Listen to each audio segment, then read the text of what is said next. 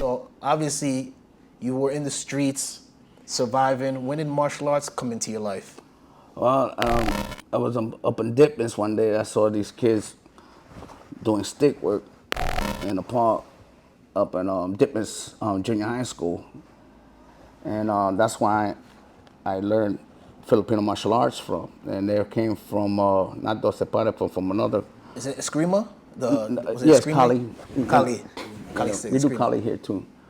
And then from there, I started getting into Kung Fu, boxing. I went to Izzy's up on East 18th Street on the 3rd floor of Church Avenue, across the street from the train. East 14, yeah, I know what that is. Yeah, Izzy's. And also you had Roberto Duran that used to train out of there. Wow, Roberto Duran used to train out of Izzy's? Okay. Yeah, he comes out of Izzy's. 3rd floor, right there, off of East That's how 18th Street and Church That's how he had Avenue. them hands of stone. Yeah, right there. East 18th Street, Church Avenue, across the street from the train station, right there, 3rd floor. And the 2nd floor is where they play pool. Yeah. You know, right down the block from the parade ground. Yep. You know? I know exactly what that is. Yeah, Church so Avenue, I used to that's box my there, stomping grounds. and it kept me on. And there was another place that I used to stay in the boxing place all day because I didn't really have nowhere to go, so I used to stay there. And Izzy used to feed me. Hey, what do you want, little rat? He used to call me little rat. You know, and I don't even think he knows my real name. You know, and he was really good to me. Then he passed. About a year later, he passed. And then I started getting into other stuff later on. But I was dibbing and dabbing just to stay away from home. Yeah. You know, just to stay away. And the more I stayed away, the more people I met, the more people I was around with. So I was with the outlaws, I was with boxers, I was with dancers, I was with music. At that time, New York it was a buffet of everything. You know, it was a buffet of everything. And then when Fable spoke to me about, you know, this is still continuing, thinking that everything was just gone after we had a meeting. And they said, yo, Papo, you got a lot of information that needs to be said, and the rocking is still crisp. You need to bring that out. So in 2000, that's when I went to the Dollar Jam the first time. And Pop Master Fable brought me over there, told me I was his secret weapon. I didn't understand what he was talking about. So I went in there and I started rocking, and I started tearing everybody up in the jam. And King Uprocker's like, what the fuck? You know, and that's when I saw Narco, Burn, and I said, oh shit, because I was also ASD, All-Star Dancers from Little Star. Okay. You know, and I burnt his whole squad literally in the kitchen in front of Chino. All-Star Dancers? Yeah, All-Star Dancers. up in that. And that crew, they're from Park Slope. why were they called that? Did they have an all-star cast of dancers? It was because Little Star, he was a graffiti writer, one of the really top graffiti writer, really good graffiti. If I'm not mistaken, he's 7 Deadly Sins, 70S. So I followed him a lot. I always heard about him as Spies, and I wanted to be one of those top rockers, you know. So I armed myself better and better techniques to the point that when he put me down himself as an ASD, I was like, wow. But I didn't really get to hang with him too much. Then again, I was always in and out of jail all the damn time, so I really didn't get to know them. The only one that I really got to know really good at that time was Narco and Burn. You know, Burn 1. But Burn 1 and I, you know, we really didn't hang too much. He used to hang out a lot with my brother because my brother is Cast 1. He used to be 70S. So they used to ride all the time. And that time my brother was a Choice Boy, so he used to put 70SC for Choice Boys, you know. But that's how. Then from Choice Boys, we became Brooklyn Vandal Destroyers, you know. That was, and then, but I got tired. I didn't want to be a gang, you know, because they offer brotherhood and love, but I wanted more. I wanted flavor. I wanted music. I don't want to be looking over my back because I'm wearing a patch, and you know, I wanted more. And then the crews were coming out from this, and I want to be part of that fun. You know, I wanted to be part of that block party and jamming and rocking. So I started my own crew. So we started Brooklyn Vicious. You know, And the reason why I call it Brooklyn is because I learned everything from every crew that I met in Coney Island and Borough Park, Park Slope, Prospect, Flatbush, Kings Highway, Manhattan. You know, like on the Lower East Side, you had rockers out there. You know, you had your sex boys out here right off on. You had the what was in LES, the Scrambling Feet Scrambling Collective, right? Feet, you know, but they were later though. They were later. Oh, so we're going before that. Yeah, they was way before that. You know, Scrambling Feet. There were no Scrambling Feet. There were Scrambled Eggs. You know, but yeah, they were later on. And there were little crews, but they were more like DJ crews. Like that's how DXT came out. You know, he started DJing a lot up in Houston. Yeah, that's the guy right there. You know, or Blue Roof, Red Roof, or something like that. You know, he used to DJ in that, and it was a really a prestige club that they used to jam out of and stuff like that. But you had your dancers, but they were going into the clubs. Me, I was not much into clubs. I was more into hooky sets, house parties, and parks. I never went to that level. And I to tell the truth, I really didn't even think about it. You know, I just liked house parties and you know, things so that I know. I didn't like meeting new people, and I like to be around my own people and know my environment. Going to Manhattan, meeting all these random people, you don't know what's up with that, you know, and there was always a beef, you know, so I stayed away from that. Our crew stayed away from, our clique stayed away from that. The only time we used to go in there was just to sell drugs and shit, and that was not even us, it was the other crews doing that, and shit, we didn't sell it, we just do it, you know, and that was, you know, the drugs was a main thing that was killing everybody in New York City, and that was the only way out. It was drugs and dance. That's all we had. And I ain't gonna make it pretty, man. It was drug and dance. That's what it was. Ain't nothing pretty. And what made it pretty is that we were together and united. That's what caught the attention to media. That's how B Street became and breaking, because we stood together because of our clothes and the flavor that with the sneakers and all that. You know, outlaws weren't really too flamboyant in dancing. They only did it among themselves. I didn't want to just be an outlaw. I wanted to be one of those, because I was one of those young kids that looked and I wanted to run like the other kids. That was just a whole different generation that was dying. I wanted to be in that generation that saw it and doing something about it. Mm-hmm. And like right now, we got a generation right now looking at us, and that's just what we're losing. You know, and all the rockers that I see out there, man, I respect all of them. I love everyone, even if they don't like me or hate me.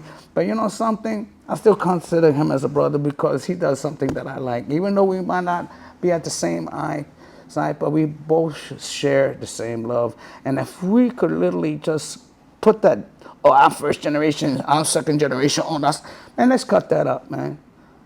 That we phasing out. And we still fighting, knowing that we phasing out. There ain't too many of us, man. There ain't too many Rockwell, if there's any. There's not too many Rocksteady, if there's any. New York City breakers like my man Speedy over there, he's interviewing his home attendant to 4 days. He don't want nobody to be in take care. He interviewing home attendant so he can have a tape with her. Speedy from the New York City breakers have me crying sometimes. And London's another dude, good dude, you know. You know. Shout out to London, Battle of the Boroughs. Yeah. Matter of fact, he has a thing coming up. Yeah, right Battle now. of the Boroughs this Saturday. Yeah, Battle of the Boroughs. You know, I was supposed to go to it, but I'm running all over the place. And like you were saying about me traveling, it's our crew. We don't get promoted. We do our things ourselves. You know, we buy our own tickets. We save our own money. I mentored a lot of people and I handpick my people, and that's how we work things together. And even if we're not, that's what we have a really, I have an organization, that's how we grow. And I always, like, when they talk bad about us, I say, when is the next jam? That's how we succeed. If I'm going to sit there and fight with every crew that say, oh, I don't like that, where we going to be at? what we going to have? If you know, like King Upright, yes, I love what he did. he brought it back out. He made love for it again. And it's wonderful. But there's other styles. Respect that. And 774, going at it with Bush. You know, we need to be at peace with each other. All this drama. Don't you think people looking at this? Sometimes I get embarrassed to even be affiliated with rocking because it saddens me because there ain't too many of us doing it and we doing ourselves. I don't get it. Do you? No. You understand where I'm coming from, Yeah, right? yeah, You know, absolutely agree with you know, so we both have the same goals. I don't care if I'm being flown out. I don't care about, man, let me tell you, I did a European. You know how much I got out of the European? I got love out of it. And I ain't made a dime out of it. Nothing. Everything came out of my pockets, out of Chef Cook's pockets, Scoop's pockets, Chris Breakski's pocket, from my vice pres, Vic's. You know, we put things together ourselves because that's the way it's supposed to be. Yeah. I ain't looking for no handout. I don't know how to act to get a handout. The only handout you got is when you're getting cuffed. Nah, I can definitely dig that. You Yeah, when you getting cuffed, the street, so you're not used to handouts. Ain't no handouts, man. So speaking of that, you named some of the members: Scoobs, Cooks, Vic's, Ray Guns, who was voted Rocker of the Year on Rock Dance Forum. Like, and you talk about the teamwork. Speak about BVD today. What you guys are doing. You already named some of the roster. You're organizing jams in Mexico. You're organizing jams in California. Organizing jams in Europe. Like, speak about that, man. Like, how is it for you to be a president of a worldwide crew?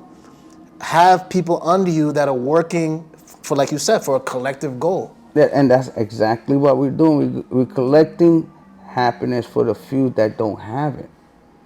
I wasn't happy, but I made myself happy because of you, because of the unity. That's what New York is. New York was a unification of the world. And I portrayed that to this very day. You know, I portrayed love. And love, for me, is loving universal vibes, LUV. You know, that's why I picked that name, Papo Luv. Loving universal vibe from all culture. In my crew, we got Buddhists, we got Muslims, we got Hindus, we got Catholics, we got Jews, we got Muslims, we got every walk in life with no conflict. Israel, oh my God, beautiful. Saudi Arabia, which is bad. I have students there. Dubai, we got students there. Libido and them from the Battleholics, one of the most wonderful brothers you could ever meet. And Zilla Hunt, you know, from Dubai.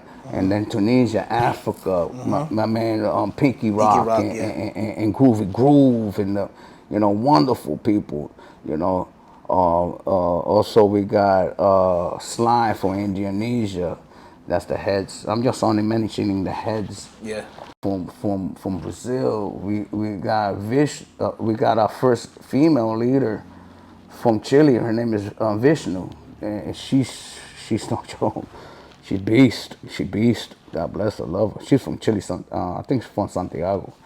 We're in Colombia. Brian and Mr. Strong and Lorena, you know, they hold down Colombia. And then we got Neo Angel. We got what's his name? Serrano. We got Smiley. You know, we got a nice squad over there. And the thing is, I told my guys, when you run like you're going against the spirit, the biggest spirit you can.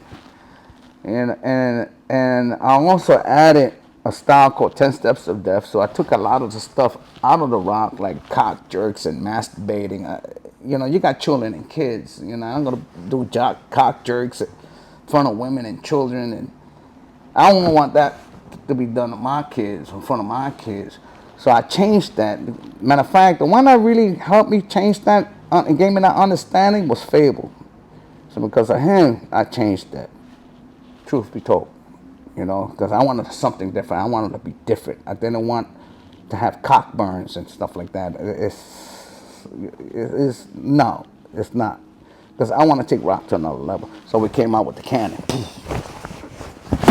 You know, that's our, but, you know, and it was everything with guns, knives, cocktail bottles, elbows, you know, real street fight shit. Everything coming from the outlaw style. Right, not sex. You know, maybe a lot of kids grew up in that and they think it's okay, and then you got girls be girl, and then doing a cock jerk. It's like, what the fuck? You ever see that? Yeah, I see that. What was up with the 1990s that they were taking their pants off? Help me understand. They're doing a backspin. Next thing you know, his pants is on his head. I don't know about that. Remember that? Yeah. I mean, you know, every generation got different things that they want to do to take it to the so-called next level. I had me scratching my head. I was like, what? You know what I mean? Like, it's like when people, pants is off. It's like when people do flares and, you know, in the middle they take the shirt off and throw it in and they still go. Yeah. Kind of like what that feel for me. I was like, no. Every generation has their own. Yeah, I was kind of scared there. I know, right? I had to do some time. Maybe wait a minute. Because that's joint. You know, you don't want to see no other dude take it. Oh my goodness! Please don't take your pants off no more. Okay.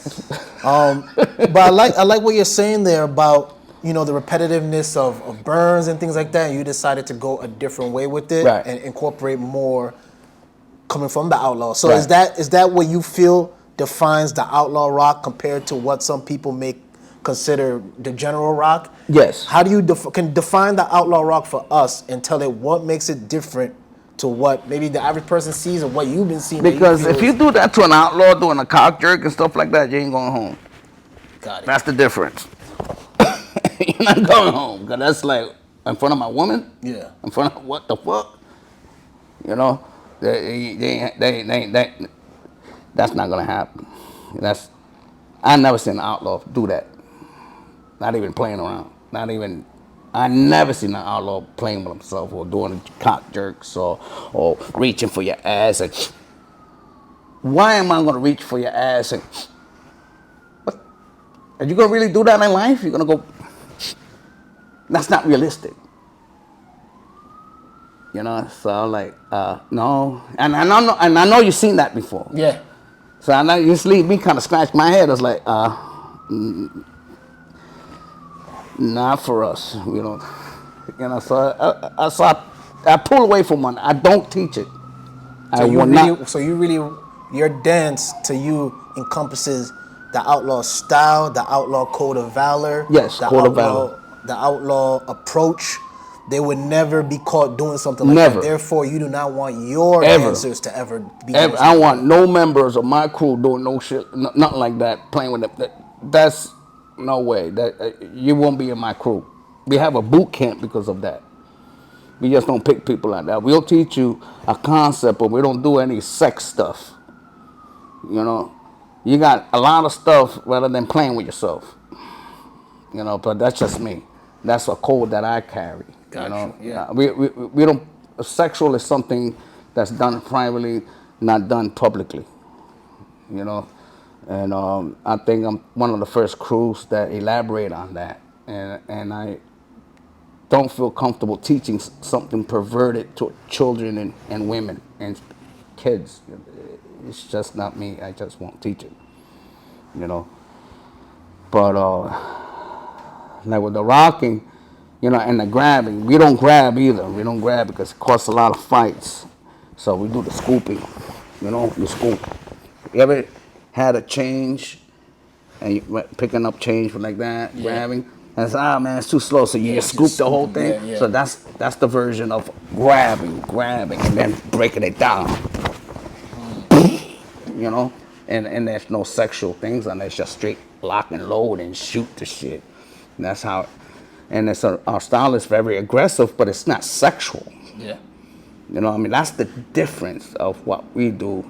And like I said, we're teaching a lot of children and kids, and I don't want a 6, 7-year-old, 8-year-old playing with his nuts, doing a masturbation move. Like, they ain't gonna learn that from my camp, you know. And those you know, and that's their rock. That they want to rock that way. That's on you. But we don't rock that way. I will never rock that way. I would never teach that. It's in poor taste, very poor taste. Just straight out insulting. But I would never teach that. I'd rather teach when I'm teaching the cannons and stuff like that, and the rifles, the bow and arrow, the knife, the shank, the slash, the jerks, the skips, the headbutts. And we have 5 jerks. We don't have one jerk. We have 5 jerks. We have the head, shoulders, chest. We have the hip, knees, and feet. You know, so like the headbutt, that's a jerk. Bumping on the shoulders, and like when you walk down the hallway, you don't like to do is you bump his shoulders, that's a jerk. Or you're talking to a guy in front to face, you don't like him, you boom, you chest bump him, you know, like, get out my face, you know. And we don't jerk this way, we like to jerk on the side. Because if you jerk this way, you get stabbed, and you give him a burn. So if you go and stab him and he jumps to the side, you totally missed him, and he got a hole, and then he got all that to work on you. Yeah. So then now the burns will get more. It's like, whoa. Dancing is like fighting. Yes. Yeah, that's what I'm saying. When I'm listening to you, it's almost like you're describing a martial arts style. Yeah, but I don't add it. You see in the fight. I do it in Influenced. the dance. Right. Influenced. Influenced. The martial art influences your outlaw style. Right. You know.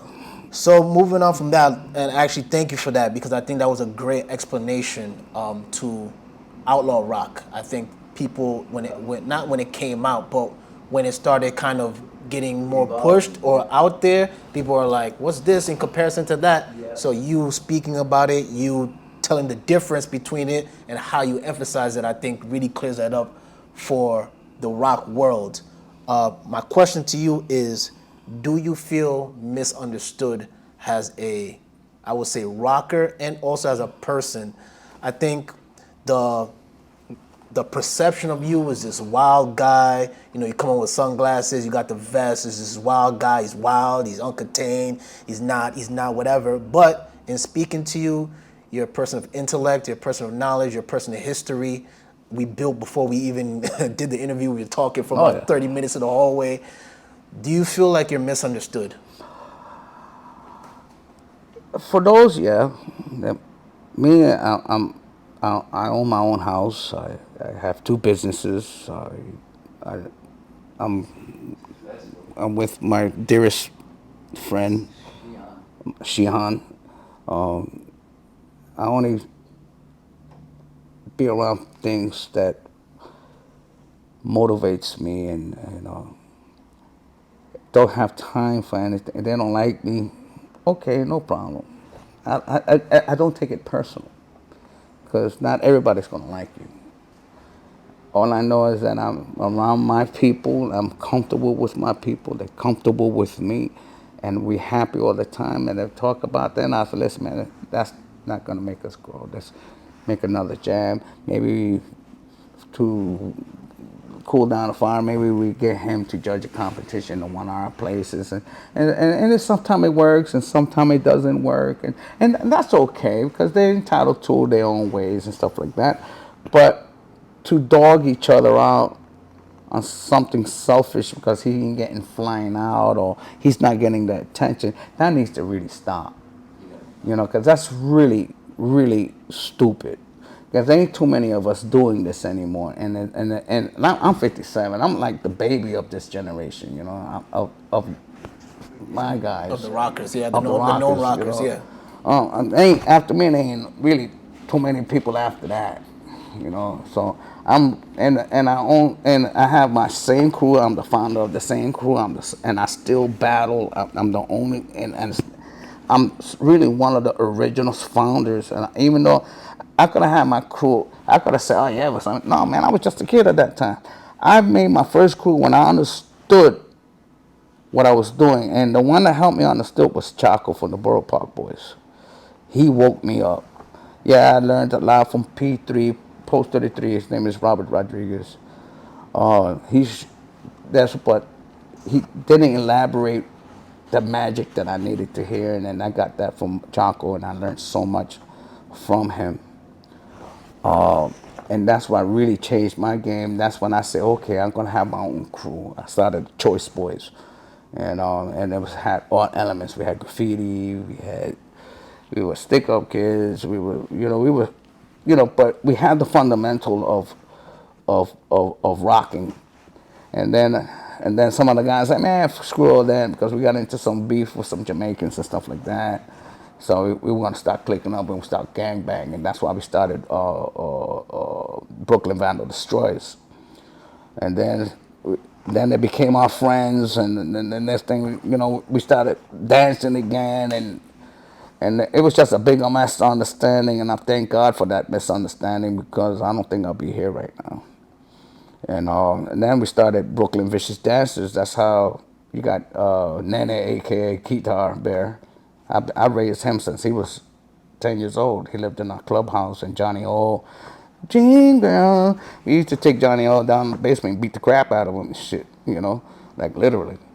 Beat the crap out of it, Yeah, he was he used to sing, and his family were Pentecostal, so he used to sing in the choir and all that stuff, we had a lot of prestigious people that became prestigious later on down the line, and we like Nene, and Chucho, there were two kids that we raised, and Chucho and Willie and Toro.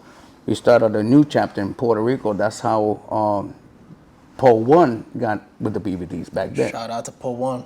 Yeah, Paul 1, love you, Papa. Yeah, shout out to Puerto Paul 1. Rico. And Paul 1 been with me about 40 years. Nice. A lot of people don't know that. So Paul, and Shabadoo and all. I met Shabadoo because we were gonna stick his ass up on 42nd Street with my boy Cowboy from the Crazy Bishops. That's how I met Shabadoo back in the 80s. Yeah, he had the little spiky thing. Yeah, so you could probably tell him like from a mile away. Because when we saw rolling up on them and they said, "Oh shit!" It's like, "Yo man, what's up with that? I'm from Chicago. We're about to go to Cali and stuff. I'm here to do we have a meeting out here," and he started talking about the dancing and stuff like that. And so when he said dancing, he caught my attention. So I started doing the locking and stuff like that. Me and Cabo were looking at it because we both liked that shit. So he was really entertaining. He was like another Pop Master Fable, He really, Rest in power to him too. Yeah, Man. Such an amazing dancer. And then I saw him again with Scoobs. We went to the studio, and then I brought my whole crew over there. So he thought that we were gonna jump him again. I said, "No, we come in peace. We come in peace." So we had a good time. And then he used to write. He was a Jehovah's Witness, so he used to send Bible lectures on my thing, and I used to read the daily scriptures with him and all that time.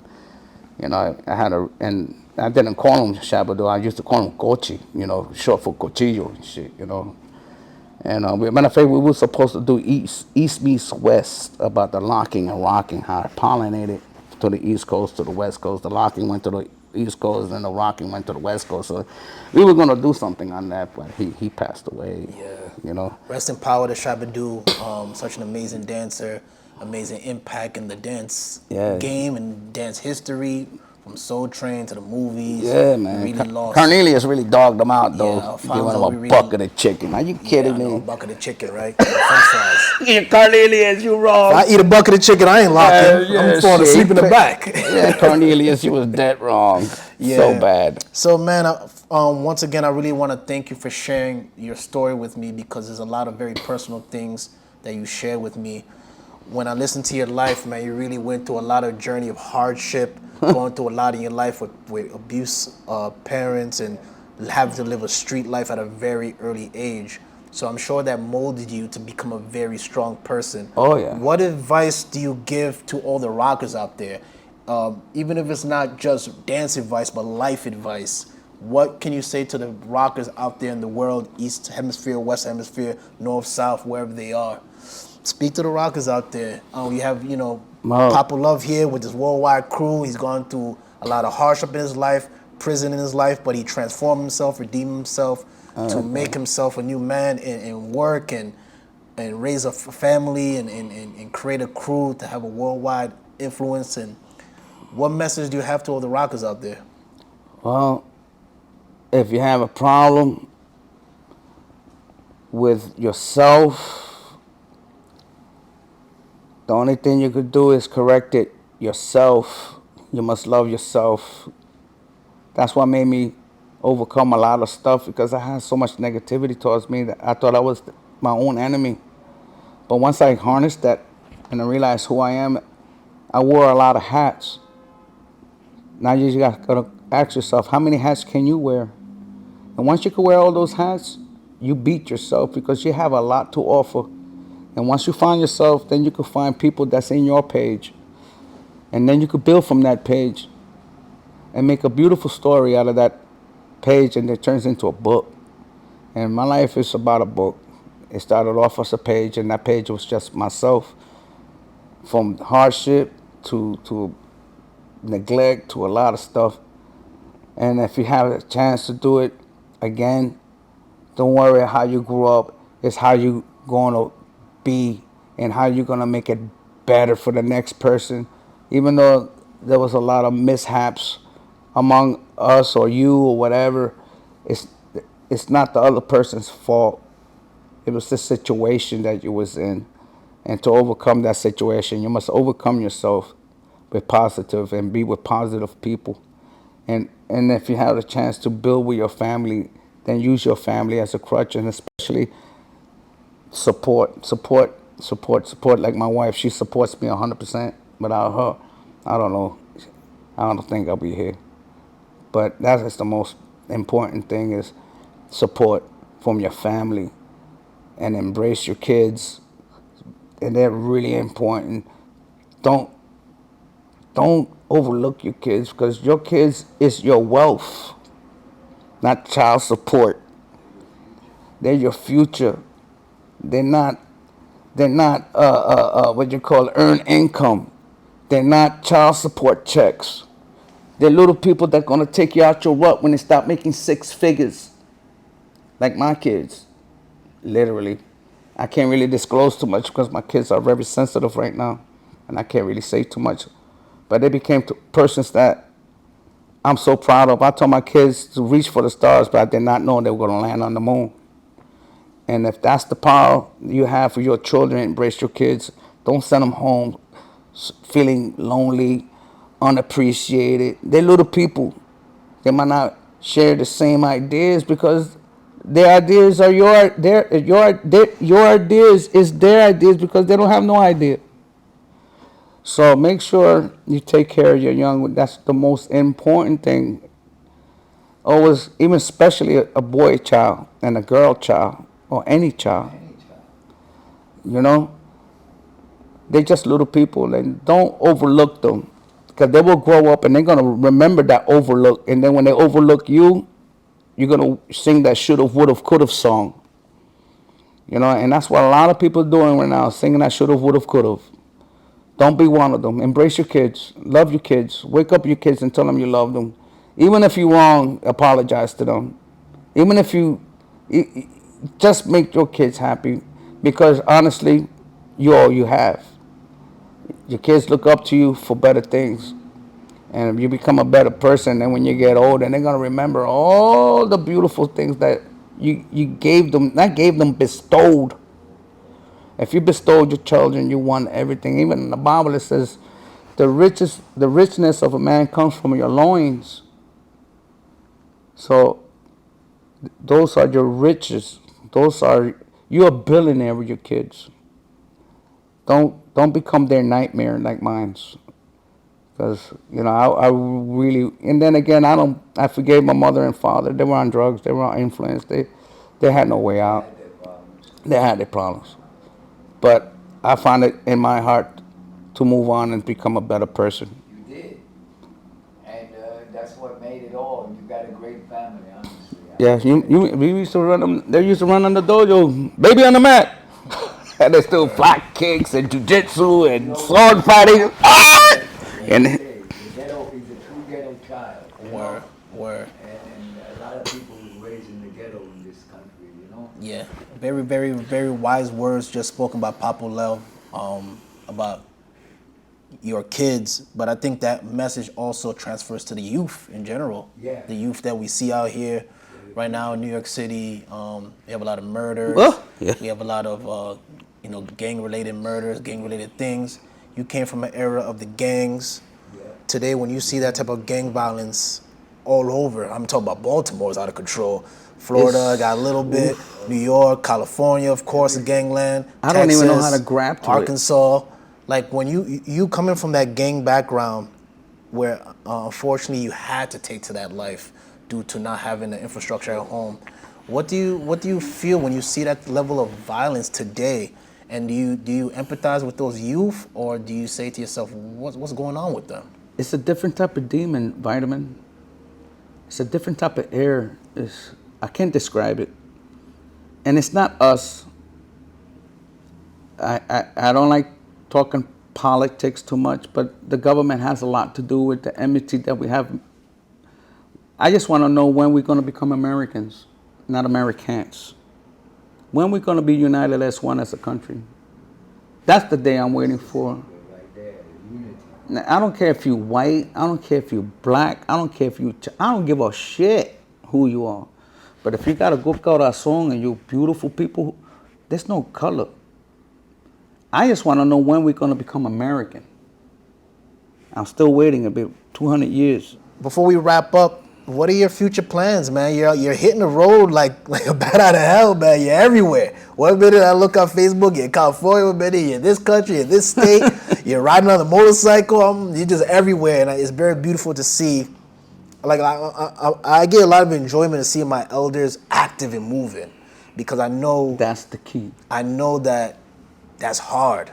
So people think, yo, these guys just come and they dance, but yo, it's not easy for a 57-year-old man to just leave his family and go to a jam and dance and then continue to do that. This state, this city, this state, this country, organize this person, call this judge here. So talk to me about your future plans, man. What can we expect from Papo Luv in the future, 2023, 2024, 2025, and moving forward? The future is to make this Nisi Go Jew legacy go forward. We're here in the Bronx. Yeah, we're in 2417 3rd Avenue. 2417 3rd Avenue. I put the address here. 8th floor. So anybody wants to learn Go Jew, come learn history, stick fighting, jiu-jitsu, judo, and rocking. And dancing and family. It doesn't have to be blood. It could be street family. That where I come from. I have a street family, and they were the most precious people to me in my world. You know, and then my line is open to any of my members that call me. I don't care what time they call me. We support one another. If they need something, we like Indonesia, his house got flooded out. Gators went into his house. He came back home. He had 3 alligators in there.